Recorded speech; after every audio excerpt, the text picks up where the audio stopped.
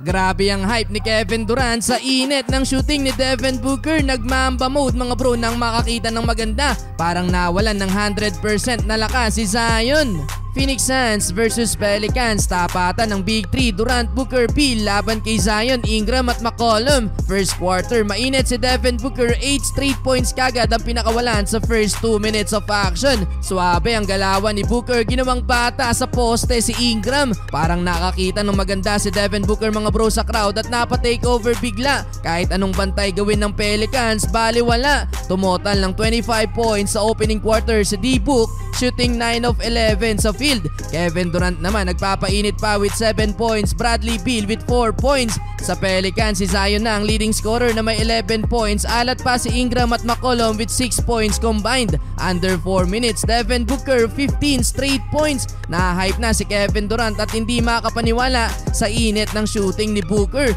Mamba mode sa first quarter. Abante ng 13 points ang Suns, 41-28. Second quarter, pahinga si Booker pero hindi mauubusan ng opensa ang Suns dahil meron pa silang Bradley Beal na kumana ng 7 straight points. Lobo na din sa 20 ang lead ng Phoenix. Kevin Durant nag-ala Westbrook at natawagan ng traveling. Nilakad ba naman ang bola? Frustrated pa si KD sa babaeng referee. Binigyan ng technical ng mapasigaw ng ma-foul niya si McCollum. Halfway mark ng quarter, ibinalik si D-Book. Hindi pa din mapigilan ng Pelicans. Target shooting pa din sila kay Booker.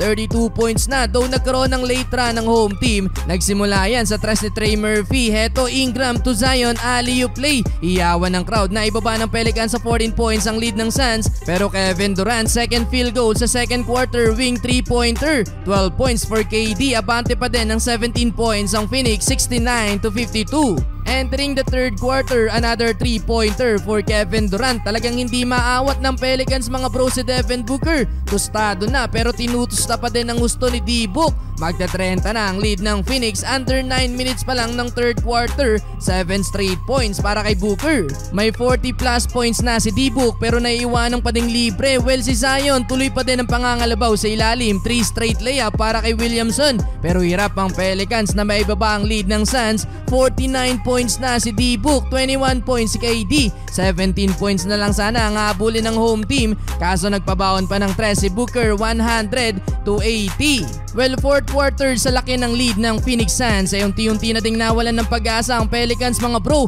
Pinagpahinga na din si Devin Booker pero pinaglaro pa si Kevin Durant. Grayson Allen back-to-back 3-pointer, 111-85. Kaya naman kahit marami pa ang oras, sa uli sumuko na din ng New Orleans at panalo ang Phoenix Suns. Mamaw si Devin Booker mga bro, 52 points while shooting 64% from the field. 23 points para kay Kevin Durant.